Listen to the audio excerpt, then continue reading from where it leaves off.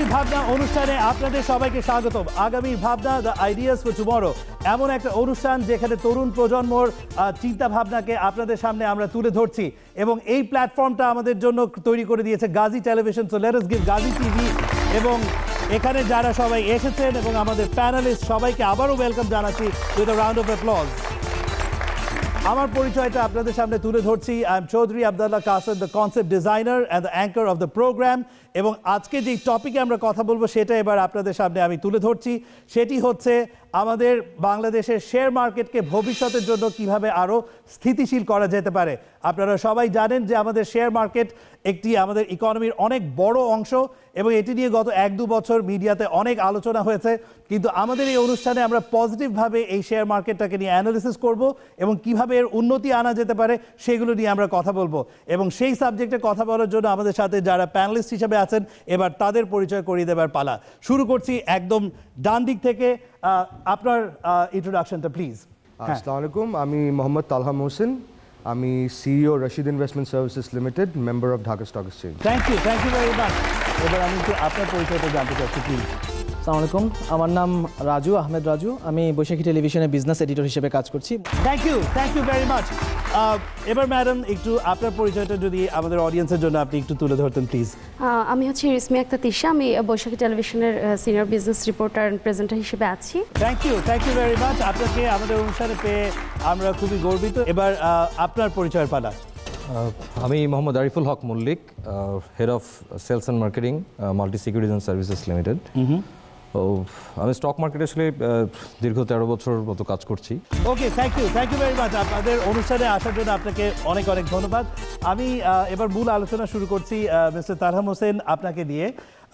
আপনার কাছে আমার আসলে যে প্রশ্নটা সেটা হলো একটু একাডেমিক নেচারের, যে এই শেয়ার মার্কেট নিয়ে অনেক আলোচনা হচ্ছে গত 1-2 বছর ধরে, ইনফ্যাক্ট মানে মিডিয়াতে প্রচুর আলোচনা হয়েছে। But what is this share market? এই সেকেন্ডারি শেয়ার মার্কেটটা কি, বা এই শেয়ার জিনিসটাই বা কি, এইটাই কিন্তু অনেকে কিন্তু এখনো পুরোপুরিভাবে বুঝে না। আর বাইরের দেশগুলোতে কিন্তু আমরা দেখি যে শেয়ার মার্কেটটাকে দেখানো হয় এটা তাদের একটা মেজর ইকোনমিক ইন্ডিকেটর। তো এটা কেন এটা একটা দেশের মেজর ইকোনমিক ইন্ডিকেটর হয়, এই ব্যাপারগুলো যদি আপনি একটু আমাদেরকে বুঝিয়ে বলতেন। First of all thank you for your question. Stock মার্কেটের ব্যাপারে কথা বলতে গেলে সেকেন্ডারি আর প্রাইমারি দুটো ব্যাপারে কথা বলতে হয়। নাও বিফোর দ্যাট, শেয়ার জিনিসটা কি? Share is nothing other than an ownership of a certain company, এবং সেই কোম্পানি একটা পার্টিকুলার ইউনিট থাকতে পারে, পেড আপ ক্যাপিটাল যেটাকে বলি আমরা, that can be divided by a certain number and that number will be the share. এখন আপনি 10টা শেয়ার কিনতে পারেন, 20টা শেয়ার কিনতে পারেন, that depends. Now this is share গেল।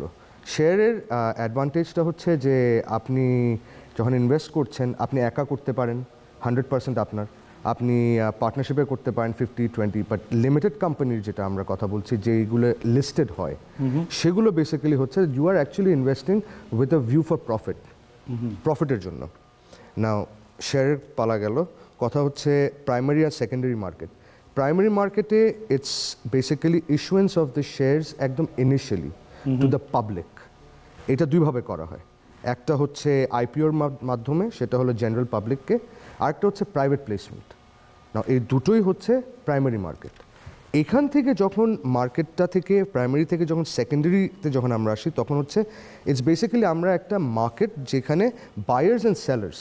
সো ইনিশিয়ালি যখন যেটা আগে ফ্লোটেড শেয়ারস আছে, আইপিও হয়ে গিয়েছে, প্রাইমারি মার্কেটে অলরেডি এসে পড়েছে শেয়ার, সেগুলো আসে সেকেন্ডারি মার্কেটে, ডিরেক্টলি আসে না।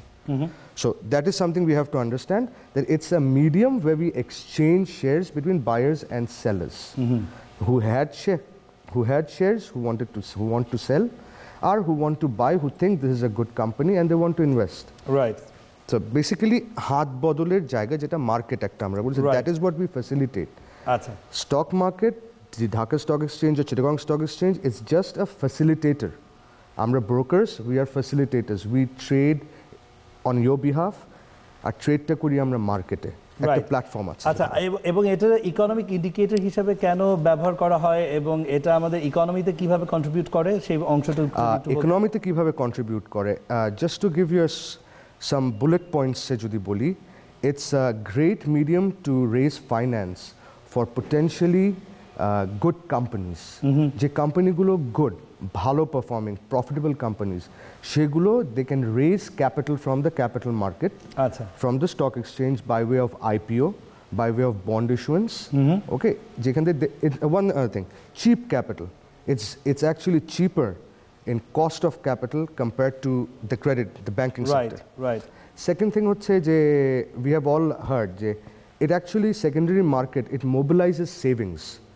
আমার আপনার সাধারণ জনগণের যাদের সেভিংস আছে, it is mobilized. আপনি চান না চান, আপনি যদি নিজে ইনভেস্ট করেন, ওয়েল অ্যান্ড গুড, আপনি না চাইলে আপনি ব্যাংকে রাখলেন, মিউচুয়াল ফান্ড কিনলেন, they in turn somehow or the other will end up investing in this market. Right.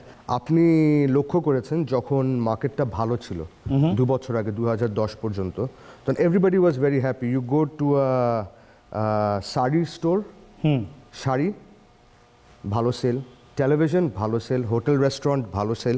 So it has effect, domino effect আছে। আচ্ছা আচ্ছা, Domino দ্যাট মিন্স effect যখন প্রফিটেবল হচ্ছে তখন এটার জন্য অন্যান্য ইন্ডাস্ট্রি প্রফিটেবলি Absolutely. চলছে। The consumer has a higher confidence. It's all psychological. Interesting, very interesting. That means share মার্কেটটা ভালো চললে সেখান থেকে আসলে অন্যদিকে আমরা বেনিফিটগুলো পাচ্ছি। Absolutely. আচ্ছা, আমি এবার আমার সেকেন্ড কোয়েশ্চেনটা করতে চাচ্ছি মিস্টার মাসুম আপনার কাছে। আমার প্রশ্ন যেটা সেটা হলো যে statistics of the share market, মানে এই শেয়ার মার্কেটের কি, এখানে কত টাকা ইনভেস্টমেন্ট আছে ইন টোটাল, কটা কোম্পানি এখানে ইনভেস্ট করেছে, কতগুলো মানুষ এখানে ট্রেড করছে বর্তমানে, তারপরে এটার ইন্ডেক্সের অবস্থাটা এখন কি, হাইয়েস্ট কতটুকু উঠেছিল, এই স্ট্যাটিস্টিক্সগুলো নিয়ে যদি আপনি আমাদেরকে একটু বলতেন তাহলে আমার মনে হয় আমাদের ডিসকাশনটা আর একটু এনরিচড হতো।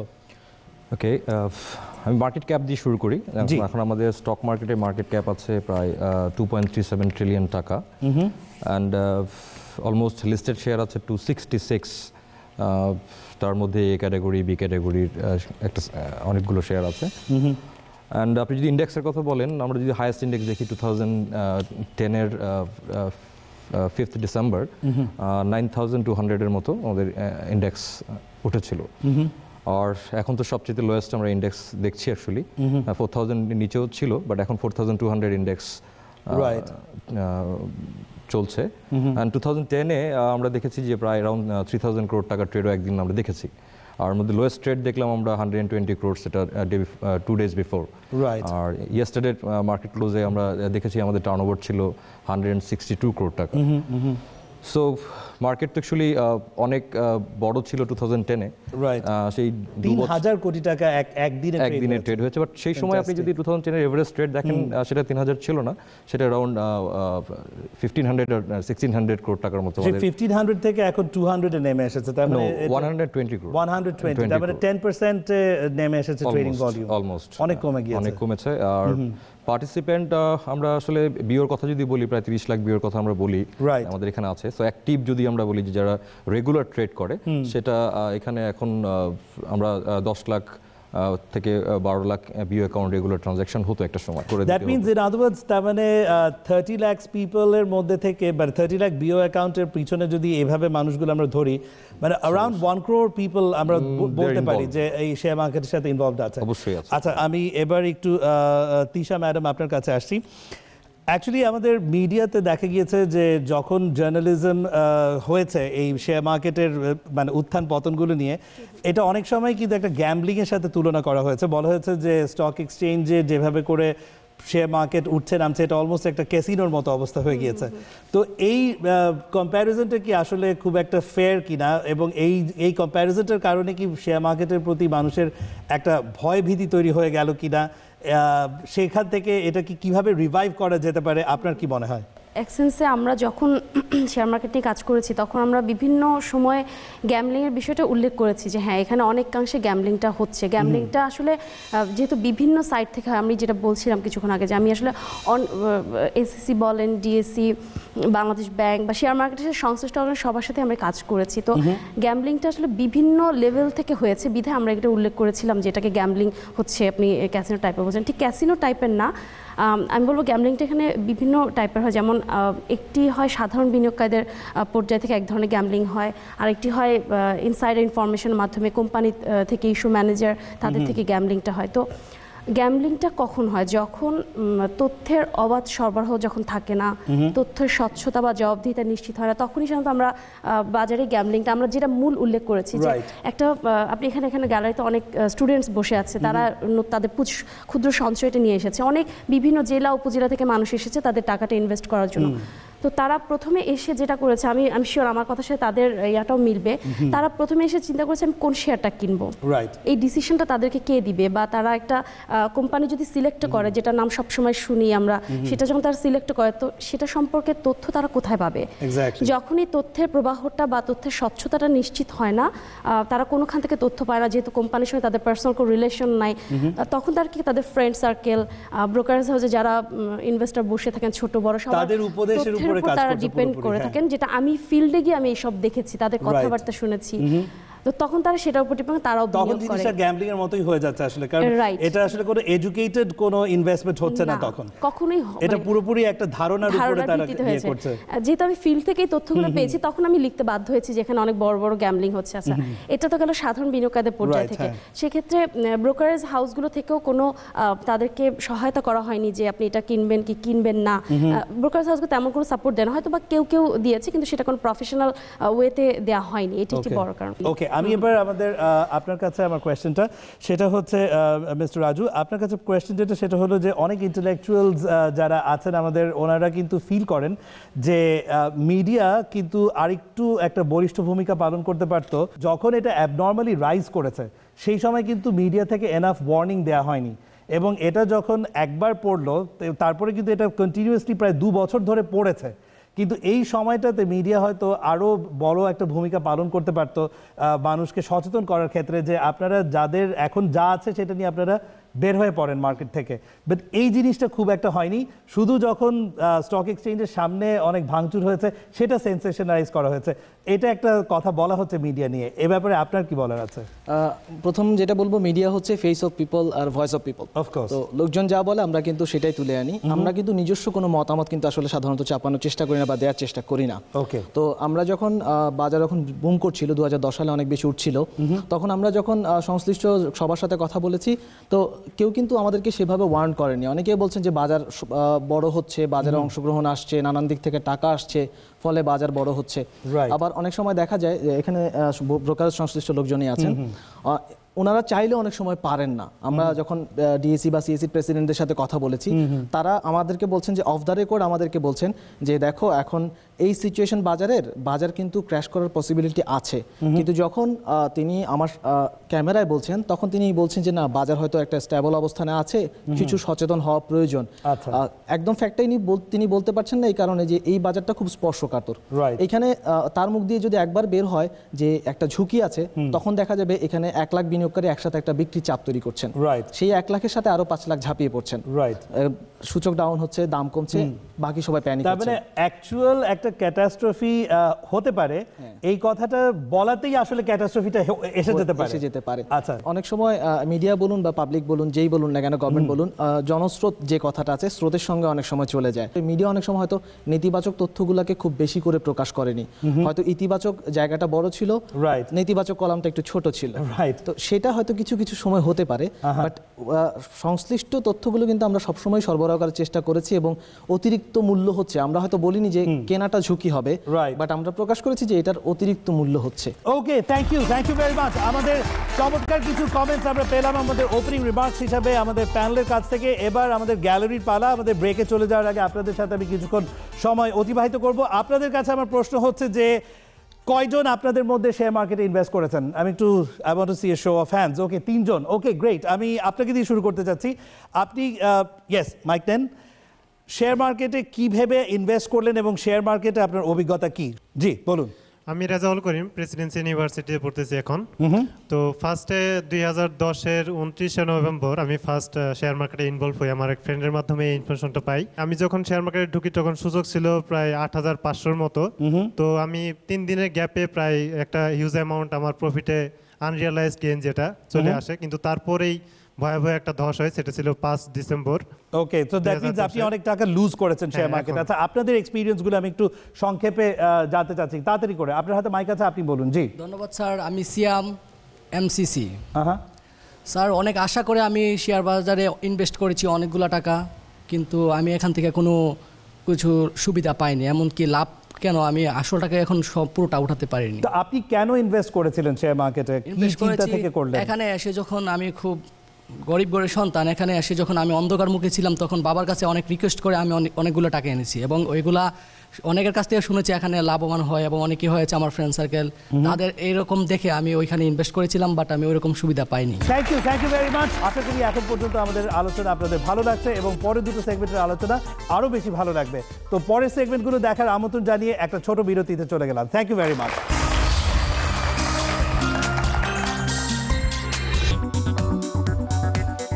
বছর ডিভিডেন্ড পাবেন, রাইট, স্টক বোনাসেস পাবেন।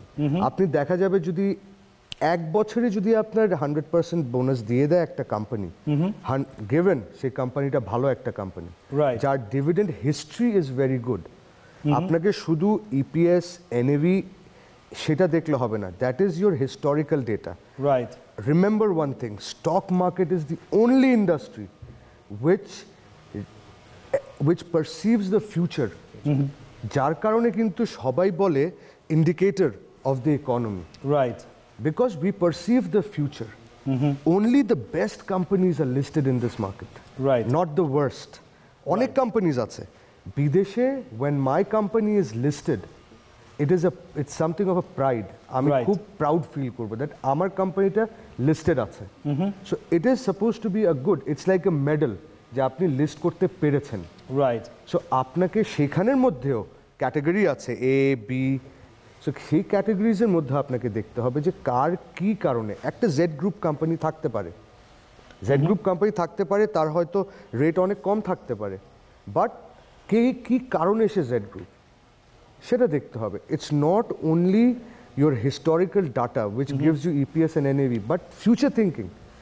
সো আপনি মানে সামারিতে যেটা হচ্ছে যে আপনি ফিল করছেন যে অ্যাকচুয়ালি এখানে আপনার ইনস্টিংক্টও একটা এক্সপিরিয়েন্স ইনস্টিংক্ট, এবং আপনি ফিল করছেন যে একটা কোম্পানি ভালো কোম্পানি হতে হবে যেখানে মানুষ ইনভেস্ট করছে। অ্যাবসলিউটলি। ওকে, আমি এবার একটু আমি তিশা ম্যাডাম আপনার কাছে আসছি। সেটা হচ্ছে যে জার্নালিস্টদের কি ডু ইউ থিঙ্ক দ্যাট জার্নালিস্টদের আরও বেশি ট্রেনিং দরকার, যাতে তারা এই যে অনেক রকম ম্যাথমেটিক্যাল ফর্মুলাসের কথা আমরা শুনছি, অনেক ফাইন্যান্সের কনসেপ্টগুলো শুনছি, তো হয়তো যারা রেগুলার জার্নালিজম থেকে আসছে তাদের হয়তো এই জিনিসগুলো অতটা তাদের একাডেমিক ব্যাকগ্রাউন্ডের মধ্যে নাও থেকে থাকতে পারে। তো ডু ইউ থিঙ্ক যে যারা স্পেশালাইজড বিজনেস জার্নালিজম করছে তাদেরকে আরও বেশি গ্রুপ আপ করা উচিত? আপনি কি ফিল করছেন? এটার প্রয়োজনীয়তা আসলে অনস্বীকার্য। আমরা জানি যে একটা মিডিয়া কি করে থাকে যে দুটি পক্ষের মধ্যে সংযোগ স্থাপনের কাজ করে। রাইট। আমরা যখন স্পেশালি পুঁজিবাজার দিকে তাকাই তখন সেখানে মিডিয়ার ভূমিকা সবচেয়ে গুরুত্বপূর্ণ। একজন স্টুডেন্ট বা নতুন যারা বিনিয়োগকারী বাজারে আসেন তখন তার পক্ষে যখন পসিবল হয় না যে একটা ঊর্ধ্বতন কর্তৃপক্ষের সঙ্গে যোগাযোগ করা, আমরা একদিকে ঊর্ধ্বতন কর্তৃপক্ষের তথ্যটা নিয়ে আসতে পারি তাদের কাছে, তাদের ডিসিশনগুলো আমরা তাদের কাছে জানতে পারি, পাশাপাশি তাদের কোয়েরিগুলার রিপ্লাই তারা আমাদের তথ্যের মাধ্যমে তারা পেয়ে থাকে। সো আমরা যে রিপোর্টগুলো করে থাকি সেগুলোর দক্ষতা এনশিওর করাটা সবচেয়ে বেশি জরুরি। একজন জার্নালিস্ট তার দক্ষতা নলেজ এটা খুব জরুরি, প্রপার ট্রেনিং জরুরি, কারণ শেয়ার মার্কেট সবার জন্য, একজন বিনিয়োগকারীর জন্য যেন একটা অ্যানালাইটিক্যাল একটা ব্যাপার থাকে, একজন জার্নালিস্টের জন্য একটা অ্যানালাইসিস করে দেন তার সে তথ্যটি। আমাদের সম্পর্কে যেটা বলা হয় যে জার্নালিস্ট হচ্ছে jack of all trades master of none, কিন্তু আমি সেটা কোনো সময় বলি না। কিন্তু এখন যেটা সময় চলে এসেছে, ট্রেন্ড যেটা চলে এসেছে, আপনাকে কোনো না কোনো বিষয়ে স্পেশালিস্ট হতে হবে। আর বিশেষ করে ইকোনমিতে টার্মস অ্যান্ড কন্ডিশনসগুলো এত বেশি জটিল যে এখানে এখন স্পেশালি একজন অর্থনীতিবিদকে যখন আমাকে প্রশ্ন করতে, একজন ব্রোকারেজের সিইওর সাথে যখন আমাকে কথা বলতে হবে, তার সেই বিষয়গুলো আমাকে জানতে হবে। সো স্পেশালিস্ট হওয়াটা খুব বেশি জরুরি হয়ে পড়েছে। আর এই ক্ষেত্রে আমাদের দেশে কিন্তু এখন পর্যন্ত আমরা সেরকম সুযোগ সুবিধা পাইনি। বিশেষ করে আমি আমার কথা বলতে পারি যে আমরা শেয়ার বাজার নিয়ে যখন প্রথম প্রোগ্রাম শুরু করি বাংলাদেশে, তখন কিন্তু আমরা এই ওনাদের কাছেই মানে দাঁড়ে দাঁড়ে গিয়ে শিখেছি যে কোনো টার্মস অ্যান্ড কন্ডিশনস নিয়ে। আমরা অফিস শেষ করে বিকেলবেলা ওনাদের অফিসে গিয়েছি, ওনাদের সাথে চা খেতে খেতে ওনারা অবশ্যই সেই সময়টা দিয়েছেন বলে আমরা কৃতজ্ঞ তাদের প্রতি। That's a big round of applause for all the corporate houses. আমি এখন অ্যাড করতে চাই, আপনি যেমন দাঁড়ে দাঁড়ে যে গিয়ে শিখেছেন, ইভেন দো স্টক মার্কেট 5 বছর আগেও যারা অপারেট করতো, আপনি হয়তো জানবেন যে যারা অথরাইজ রিপ্রেজেন্টেটিভ ছিল, রাইট, অনলি ইন্টারমিডিয়েট পাস করলে একটা ছেলেকে আপনার অথরাইজ রিপ্রেজেন্টেটিভ করা হতো এবং সে আপনার ট্রেডিং স্টেশনে বসতে পারতো, ইভেন দো সেই কাস্টমারকে অ্যাডভাইস করতে পারতো। আচ্ছা, আমি জাস্ট সেই প্রসঙ্গ থেকে আবার আমি একটু আপনার কাছে আসি। আপনি ওই মানে স্পেশালাইজেশনের কথাটাতে এসেছিলেন, সেখান থেকে অ্যাকচুয়ালি আমি জাস্ট একটু আপনাদের জার্নালিস্ট মানে ব্যাকগ্রাউন্ডে চলে যাচ্ছি, যে আপনারা যে ইনভেস্টিগেশন করেছিলেন এই লাস্ট যে ক্যাটাস্ট্রফি ডিজাস্টারের, এখানে যে বলা হয়েছে যে গেম প্লে করা হয়েছিল, আপনার মতামতে গেমটা আসলে কি হয়েছিল? মানে অনেকেই বলে থাকে যে এখানে অনেকে টাকা ঢুকিয়েছে, তারপর হঠাৎ করে টাকা বের করে নিয়ে গেছে, অনেক ধরনের রুমার্স আছে। সো খুব সংক্ষেপে যদি আপনি একটু বলতে পারেন যে what do you think was the game? আসলে এখানে সবচেয়ে বেশি যেটা কাজ করে সেটা হচ্ছে প্যানিক এবং অনাস্থা, অবিশ্বাস। রাইট। শেয়ার বাজারটা কিন্তু একটা বিশ্বাসের উপরে অনেকটা ভর করে চলে, টাকার চেয়ে বেশি এখানে বিশ্বাস জরুরি। তো যখনই একটা ক্র্যাশ হয় এবং সেটাকে কেউ শক্ত হাতে সামাল দিতে পারে না, তখন একটা বড় ধরনের অনাস্থা তৈরি হয়, এবং সেই অনাস্থার পরেই কিন্তু বারবার ধাপে ধাপে যেতে থাকে। যেটা একটু আগে একজন তরুণ বললেন যে বিচার ব্যবস্থা, যেটা তদন্ত রিপোর্ট হচ্ছে কিন্তু বিচার পায়নি, তো এর ফলে তিনি আবার আসছেন না, এই যে নতুন বিনিয়োগকারী আসছেন না, নতুন টাকা প্রবেশ করছে না, নতুন করে আস্থা হচ্ছে না। সো অনাস্থাই আসলে এটার মূল কারণ। আচ্ছা, এই পয়েন্টে আমি আপনার কাছে আমার একটা ছোট ব্যাপারে জানার দরকার আছে, সেটা হলো যে কমপ্লায়েন্স একটা কিন্তু মেজর ফ্যাক্টর সবগুলো ব্রোকারেজ হাউসে এবং ডিএসসি সিএসসিতে, এটা নিয়ে অনেক ট্রেনিংও হয়ে থাকে।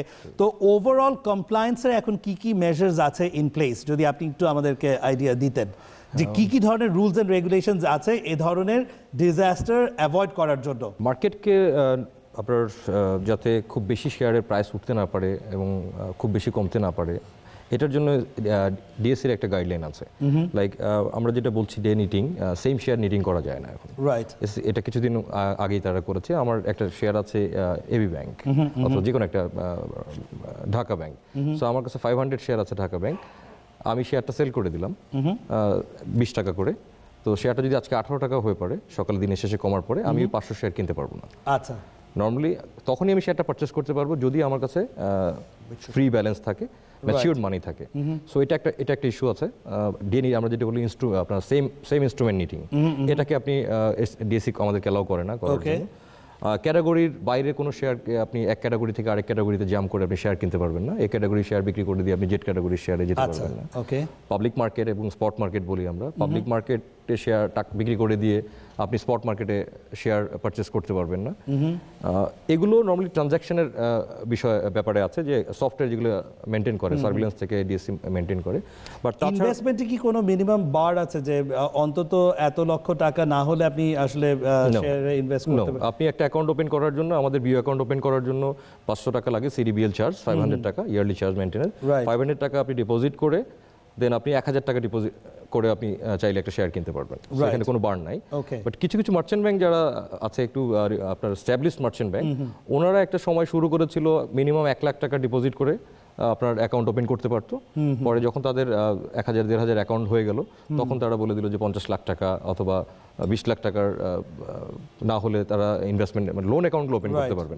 ক্যাশ অ্যাকাউন্ট যেটা ইকুইটি ইনভেস্টমেন্ট যেটা বলছেন, এটা আপনি যে কোনো অ্যাকাউন্ট ওপেন করে আপনি যখন, কিন্তু 5000 টাকা তো নর্মালি আসলে আমরা হিসেব করি 5000 টাকা, কারণ একটা আইপিওতে যখন আমি অ্যাপ্লাই করি তখন 500 শেয়ারের জন্য অথবা 50টা শেয়ারের জন্য অ্যাপ্লিকেশন করি, সেটা ফেস ভ্যালু 10 টাকা হতে পারে আর 100 টাকা ছিল একটা সময়। সো 500 × 10 আপনি মিনিমাম 5000 টাকা হলে আপনি একটা অ্যাকাউন্ট ওপেন করতে পারবেন। which means যে আসলে বেশ কিছু রুলস এন্ড রেগুলেশনস অলরেডি আছে, যে এটা যে নরমালি যে সবচেয়ে যে ইম্পর্টেন্ট জিনিসগুলো আছে এগুলো মেইনটেইন করলে কিন্তু অনেক, যদি ডিএসসি লগুলো আছে এগুলো প্রত্যেকটা ব্রোকারেজ হাউসকে ফলো করতে বলা হয়, এবং ডিএসসি যদি একটু ভালো করে এগুলোকে মনিটরিং করে তাহলে কিন্তু অনেক জটিলতায় বেড়ে চলে আসবে। একজনের নিয়ন্ত্রণহীন যে অনেক সময় ভাবে এটা কিন্তু না, সবই আছে। একটা শেয়ার সেল করতে গেলে আমার জন্য প্রেসক্রিপশন, একটা বাই সেল বই আছে, একটা ফরম্যাট করা আছে যে কতগুলো শেয়ার বিক্রি করছি, কতটার সময় বিক্রি করছি, এটা যদি ওভার দি ফোন আসে। পাশাপাশি আমি একটু ভাষণে যোগ করি যে 2011 এবং 12 ধসের দুটো বছর অনেক খারাপ গেছে বিনিয়োগকারীদের, পাশাপাশি অনেক উপকার হয়েছে বাজারের একদিক থেকে,